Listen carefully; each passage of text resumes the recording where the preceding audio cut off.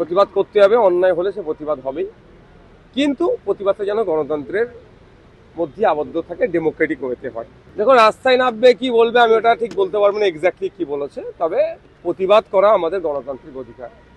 প্রতিবাদ করতে হবে, অন্যায় হলে সে প্রতিবাদ হবেই, কিন্তু প্রতিবাদটা যেন গণতন্ত্রের মধ্যে আবদ্ধ থাকে, ডেমোক্রেটিক ওয়েতে হয়। আজকে তো ওখানে কারফিউ জারি করা হয়েছে। দেখুন, 163 জারি করবেন, সেটা রাইট আছে, জারি করতেই পারেন, কিন্তু প্রশ্ন থেকে যাচ্ছে যে 1890 সালে যে মসজিদটি তৈরি হয়েছে, তারপর এয়ারপোর্ট হয়েছে 1924-এ।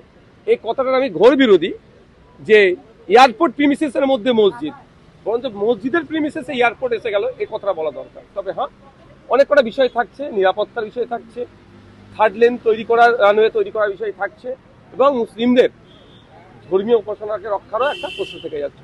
যখন এই এতগুলো গুরুত্বপূর্ণ বিষয় যখন থেকে যাচ্ছে, সেটা নিয়ে হুটহাট মন্তব্য না করে আমার রাজ্যের মুখ্যমন্ত্রীর কাছে আমি আবেদন এটাই করব যে এয়ারপোর্ট অথরিটি, মসজিদ committee, civil society, Islamic scholar যারা আছে তাদেরকে নিয়ে বসুন।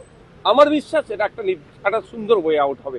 কারণ তখন বুদ্ধবাবুর আমল ছিলেন, সেন্ট্রাল অ্যাভিয়েশন মিনিস্টার তখন বিজেপির আন্ডারে ছিল, তারা এসেছিলেন এখানে, তারা আলোচনা করেছেন, বেশ কিছু কি নোটও ছিল, সেই নোটটাও তোলা হোক। তখন কি কি বিষয়টা নিয়ে আলোচনা চর্চা হয়েছিল সেগুলো দেখলে অনেক দেখা যাবে। অহেতুক এটাকে নিয়ে, এই মসজিদটাকে কেন্দ্র করে বিশৃঙ্খলা তৈরি হোক বা বাজে পারসেপশন তৈরি হোক, এটা আমি চাই না। এই জন্য একটা গোল টেবিলের খুবই প্রয়োজন আছে। সেটা হচ্ছে যে আমরা দেখলাম মদন মিত্রকে শিবির বদল করে শোনা যাচ্ছে তাপস চ্যাটার্জি যাবেন, গণেশ গুপ্তর নামও শোনা যাচ্ছে, কি বলবো? দেখুন, তৃণমূল যে পাপগুলো করেছে, অবশ্যই মমতা ব্যানার্জিকে একটা বড় অংশে পাপ নিতেই হবে মাথায়, কারণ তিনি দলের সর্বোচ্চ নেত্রী ছিলেন, তার আমলে অন্যায়গুলো হচ্ছিল, তিনি মুখ বুঝে সহ্য করেছেন, এই পাপের ফলগুলো এগুলো হচ্ছে। যারাই যাচ্ছে তারাই দেখছি অভিষেক বন্দ্যোপাধ্যায়ের জন্য দল ছাড়ছে না, অভিষেক বন্দ্যোপাধ্যায়ের জন্য শিবির বদলাচ্ছে, বলছে অভিষেক বন্দ্যোপাধ্যায়কে তোপ যাচ্ছে। দেখুন, কিছুটা একটা বলে পাবলিককে বোকা বানিয়ে যেতে হবে। এতদিন অভিষেক বাবু এবি এবি করে লাপালাপি করছিলেন, এখন কি হলো? এখন অভিষেক বাবু বলুন বা মমতা ব্যানার্জি বলুন বা তৃণমূল কংগ্রেসের যে থেকে যে মধু পাওয়ার, সেটা নাই, মধুর হাড়ি শেষ হয়ে গেছে। এখন অন্য কোনো শিবিরের নাম লেখাতে হবে মধু খাওয়ার জন্য হয়তো। শুধুমাত্র কি শিবির বদল, নাকি এর পিছনে রাজনৈতিক চাপ বা ইডি সিবিআই এর ডাক সবকিছু রয়েছে? দেখুন, এগুলোতে থেকেই যাচ্ছে, কেউ কিছু অন্যায় করে বসে আছে, বা আগামী দিনে কারো কিছু লক্ষ্য আছে, সেগুলো হয়তো পূরণ করবে। এই জন্য ব্যক্তি স্বার্থ, চরিতার্থের জন্য এই কাজগুলো করছে। তবে এতটুকু বলবো, যারা এই শিবির বদলাচ্ছে তারা তাদের লোকাল এলাকায় যাচ্ছে না কেন?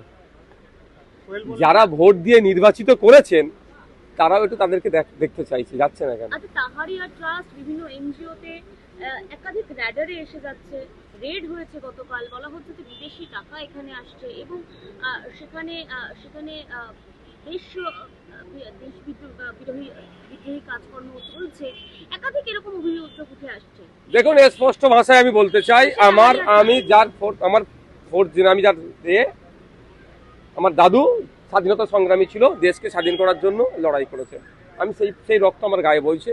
দেশের মধ্যে থেকে দেশবিরোধী কর্মকাণ্ড কেউ করলে তার কোনো ছাড় নেই, কিন্তু দুর্ভাগ্য ইতিপূর্বে অনেক ধরনের অভিযোগ অনেক জায়গায় এসেছে, শুধু মিডিয়া ট্রায়াল চলেছে, বাস্তবে দেখেছি নীল। এক্ষেত্রেও তাহেরিয়া ফাউন্ডেশন বলুন কি সংস্থা বলছেন, যে কেউ যদি এফসিআর এর মধ্যে টাকা নিয়ে আসে তাদের কোনো অপরাধ করেনি।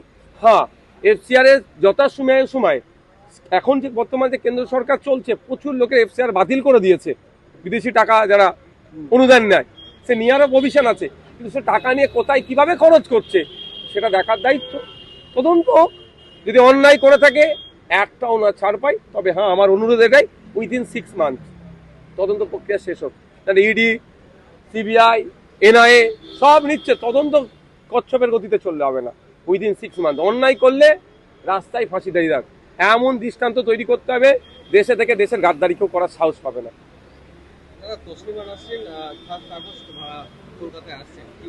কি করবো তার জন্য? আমি কি করবো তার জন্য? একটা কথা বলি, বিজেপি তার প্রমিস গুলো যেগুলো করেছে ফেলিওর, উন্নয়নের ডাঙ্গা বাজাচ্ছে ফেলিওর, 3 মাসে সেরকম ভাবে কিছু করাতে পারেনি। ফলে এই উন্নয়নের ডাঙ্গা বাজাতে গেলেই এমন কথা বলো, কখন দিলীপ বাবুকে দিয়ে বলাবে, তো কখন শ্রমিক বাবু সেটাতে আবার মলম লাগাবে। এই করে মুসলিমদের বিরুদ্ধে চারটে গরম গরম কথা বলে এটাকে উন্নয়ন বলে চালাবে। তসলিমা নাসরিনকে ওই জন্যই নিয়ে আসা হচ্ছে। আমি কেন বলবো, এটা সংখ্যাগুরু গরিষ্ঠ সমাজের মানুষকে প্রশ্ন করো যে তসলিমা নাসরিন পশ্চিমবাংলায় আসছে, যে প্রতিনিয়ত আপনার প্রতিবেশী সংখ্যালঘুদের ওপরে নিয়ে বাজে মন্তব্য করে, আপনি কেমন ভাবে দেখছেন? আমাকে কেন প্রশ্ন করবেন? আমি তো স্বাভাবিকভাবেই বলবো এটা ভালো না, এটা বলাবেন আমাকে দিয়ে, কিন্তু আমি ওটা বলবো না। যে কেউ আসতে পারে, পশ্চিমবঙ্গের সংস্কৃতি কালচার প্র্যাকটিস করার জন্য কেউ আসতে পারে, কিন্তু সংস্কৃতি কালচারকে সামনে রেখে নির্দিষ্ট কোনো ধর্মের বর্ণের মানুষকে যদি আঘাত করে, তাহলে তখন প্রতিবাদ হবে। ডেমোক্রেটিক হয়েছে। চার জায়গায় 21শে জুলাই পদত্যাগ করলেন, শেষমেশ দেখা গেল সুনীল বনসালের সঙ্গে তিনি বৈঠক করলেন। আমি অনেক আগে বলেছি, এই ধরনের যারা এই সিনেমা জগতের আছে তাদেরকে দিয়ে এই ধরনের পলিটিক্স হয় না। হ্যাঁ, যারা যদি পুরোপুরি যদি আসে তখন কারণ এরা একটা জগৎ সামলাচ্ছে, আবার এই পলিটিক্সটা তো ওর থেকে বড় ফিল্ড, তারা সামলাতে পারবে না। অনেক আগে বলেছি, এই ফল আজকে এটা। চার জায়গায় 21শে জুলাই কি বলবেন? আর কয়েক জায়গায় হলে তো অসুবিধা কি আছে? কখনো ডিম ভাত তো পাওয়া যাবে।